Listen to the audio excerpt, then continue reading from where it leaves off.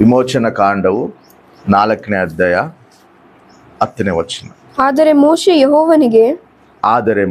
ಯೆಹೋವನಿಗೆ, ಸ್ವಾಮಿ, ನಾನು ಮೊದಲಿಂದಲೂ ನೀನು ದಾಸನ ಸಂಗಡ ಮಾತಾಡಿದ ಮೇಲೆಯೂ ವಾಕ್ಚಾತುರ್ಯವಿಲ್ಲದವನು, ನನ್ನ ಮಾತು ನಾಲಿಗೆಯು ಮಂದವಾಗಿವೆ ಎಂದು ಹೇಳಲು.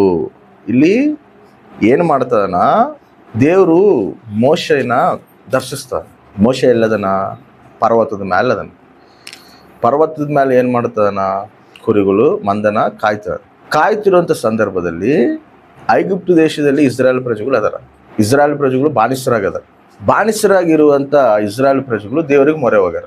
ಅಯ್ಯ, ಈ ಬಾಣಿಸತ್ವದಿಂದ ನಮ್ಮನ್ನು ಬಿಡಿಸು, ಈ ಬಾಣಿಸತ್ವದಲ್ಲಿ ನಮಗೆ ಇರೋಕೆ ಆಗ್ತಿಲ್ಲ, ಈ ಒಂದು ಶ್ರಮ ನಾವು ತಟ್ಕೊಳಕ್ಕೆ ಆಗ್ತಿಲ್ಲ, ಇವರು ಭಯಂಕರವಾಗಿ ನಮ್ಮನ್ನು ಹಿಂಸಿಸ್ತದಾರ, ಇದ್ರಾಗಿದ್ದ ನಮ್ಮನ್ನು ಬಿಡಿಸಯ್ಯ ಅಂತೇಳಿ ದೇವರಿಗೆ ಮೊರೆ ಹೋಗ್ತಿದ್ರೆ ದೇವ್ರು ಏನು ಮಾಡ್ತಾನ? ಮೋಶೆನ ದರ್ಶಿಸ್ತಾನ. ಮೋಶೆ, ಅಲ್ಲಿ ನನ್ನ ಪ್ರಜೆಗಳು ಭಯಂಕರವಾಗಿ ಶ್ರಮನ ಅನುಭವಿಸ್ತಾರ, ಭಯಂಕರವಾಗಿ ಐಗುಪ್ತು ಆ ಫರೋ ಅವ್ರನ್ನ ಹಿಂಸಿಸ್ತದನ, ಅವ್ರನ್ನ ನಾನು ವಿಮೋಚಿಸ್ಬೇಕು. ಇವಾಗ ನೀನು ಬಾ, ನಿನ್ನಲ್ಲಿ ನಾನು ಕಳಿಸಿ ನನ್ನ ಪ್ರಜೆಗಳು ನಾನು ವಿಮೋಚಿಸ್ತೀನಿ ಅಂತೇಳಿ ಕರಿತಿರುವಾಗ ಮೋಶೆ ಏನು ಮಾಡ್ತಾನಂದರೆ, ಅಯ್ಯ ನೀನೇನು ಕರಿತಿದ್ದೀ ನನಗೆ ಸರಿ ಚೆನ್ನಾಗೈತೆ, ಅದು ನಾನು ಫರೋ ಮುಂದೆ ಹೋಗಿ ನಿಂತ್ಕೊಂಡು ಮಾತಾಡೋಕೆ ನಾನು ಸರಿಯಾಗಿ ಮಾತಾಡೋಕೆ ಬರೋದಿಲ್ಲಲ್ಲ, ನಾನು ನತ್ಯವನಲ್ಲ, ನನ್ನ ಮಾತಷ್ಟು ಸರಿಗಿಲ್ಲಲ್ಲ, ನತ್ತಿ ಮಾತಾಡ್ತೀನಲ್ಲ, ತೊದಲು ಮಾತಾಡ್ತೀನಲ್ಲ, ಇಂಥವ್ರು ನಿನಗೆ ಹೆಂಗೆ ಉಪಯೋಗಕರ ಆಗ್ತಾನ ಅಂತೇಳಿ ಪ್ರಶ್ನೆ ಮಾಡ್ತಾನ. ಯಾರನ್ನ? ದೇವ್ರನ್ನ. ಇವಾಗ ಮೋಶೆಗೆ ನತ್ತೈತಂತೇಳಿ ದೇವ್ರಿಗೆ ಗೊತ್ತು.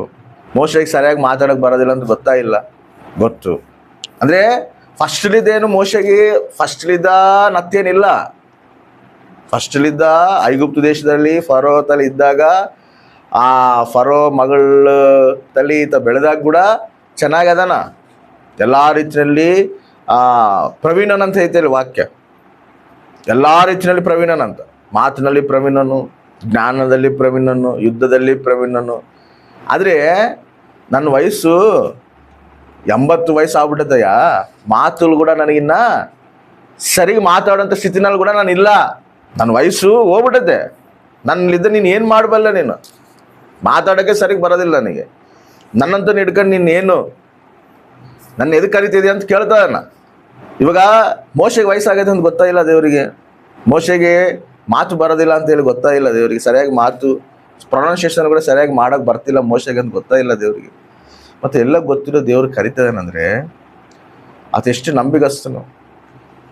ನಾನು ಕರಿತಾನೇನಂದರೆ ನಾನು ಎಂಥ ವ್ಯಕ್ತಿನಾದರೂ ಕೂಡ ನಿಂದಿರಿಸಿ ನನ್ನ ಕಾರ್ಯ ನಾನು ಸಾಧಿಸ್ತೀನಿ. ಮೋಶೆ, ನೀನು ನನ್ನ ಮೇಲೆ ಅನುಮಾನ ಬೀಳ್ತದೆಯಲ್ಲ, ನನ್ನ ಮೇಲೆ ನೀನು ವಿಶ್ವಾಸ ಇಡ್ತಿಲ್ಲಲ್ಲ, ನನ್ನ ಮೇಲೆ ವಿಶ್ವಾಸ ಇಟ್ಟು ನೀನು ಮುಂದೆ ಹೆಜ್ಜೆ ಹಾಕೋದು ಬಿಟ್ಟು ನಾನು ನಿನಗೆ ಹೆಂಗೆ ಉಪಯೋಗ ಆಗ್ತೀನಯ್ಯ, ನನ್ನಲ್ಲಿ ಏನು ಆ ಒಂದು ಸಾಮರ್ಥ್ಯತೆ ಐತೆ ಅಂತೇಳಿ ಪ್ರಶ್ನೆ ಮಾಡ್ತಾರೆ. ನೋಡ್ರಿ, ನಾವು ಬಲಹೀನರಾಗಿರ್ಬೋದು, ನಮ್ಮ ಕೈಲಿದ್ದ ಏನು ಆಗೋದಿಲ್ಲ ಅಂತಲೇ ನಮಗೆ ಅನಿಸ್ಬೋದು. ಯಾಕಂದರೆ ಅದು ಸತ್ಯನೇ. ಇವಾಗ ನಮಗೇನು ಗೊತ್ತು? ದೇವ್ರ ಚಿತ್ತ ನೆರವೇರ್ಸಕ ಯಾವ ಒಂದು ಕೋನದಲ್ಲಿ ನೋಡಿದ್ರು ಕೂಡ ನಮ್ಮಲ್ಲಿ ಯಾವ ಅರ್ಹತೆ ಕೂಡ ಇಲ್ಲ. ಆಯಿತಾ? ಇಲ್ಲ. ದೇವರು ಒಂದು ಮಹಾ ಸಂಕಲ್ಪನ ಜಗತ್ತುತ್ಪತ್ತಿಗೆ ಮುಂಚೆನೇ ಆತ ತನ್ನ ಒಂದು ಪರಿಶುದ್ಧ ರಾಜ್ಯನ ನಿರ್ಮಿಸ್ಬೇಕಂತೇಳಿ ಆತ ಮೊದಲನೇ ಆತ ಪ್ಲಾನ್ ಮಾಡ್ಕೊಳ, ಆಲೋಚನೆ ಮಾಡಿ ಏನು ಮಾಡೋಣ? ಈ ಪರಿಶುದ್ಧ ಪಟ್ಟಣ ಕಟ್ಟಬೇಕಂದ್ರೆ ನನ್ನನ್ನು ನಾನು ಬಲಿ ಮಾಡ್ಕೋಬೇಕು, ಮಾನವರ ಪಾಪಗಳಿಗಾಗಿ ನನ್ನನ್ನು ನಾನು ಬಲಿ ಆಗಬೇಕು. ಇವೆಲ್ಲ ಫಸ್ಟಿಗೆ ನಿರ್ಮಿಸ್ಬಿಟ್ಟಣ, ಫಸ್ಟಿಗೆ ಎಲ್ಲ ಆತ ಮಾಡಿಬಿಟ್ಟಣ, ಆಲೋಚನೆಗೆ ಇವೆಲ್ಲ ಕಾರ್ಯಗಳು ಮಾಡಿಬಿಟ್ಟಣ. ಮಾಡಿ ಮುಗಿಸಿದ ಮೇಲೆ ಇಷ್ಟು ಒಂದು ಉನ್ನತವಾದ ಪ್ರಣಾಳಿಕನ ಅಲ್ಪರಾದ ನಾವು ಹೆಂಗೆ ನೆರವೇರ್ಸೋಕ್ಕಾಗ್ತದೆ? ಏನಂತ ಕ್ವಾಲಿಟೀಸ್ ನಮ್ಮಲ್ಲಿ ಅದಾವ? ಎಲ್ಲಿ ಆಗ್ತೀನಯ್ಯ ನೀನು ಚಿತ್ತ ನೆರವೇರ್ಸೋಕ್ಕೆ? ನಾನು ಯಾವ ಪಾಠದವನು, ಯಾವ ಪಾಠ ಹೇಳ ನಾನು? ಈ ಪ್ರಶ್ನೆಗಳು ನಮಗೆ ತರಚಿನ ಬರ್ತಿರ್ತಾವ.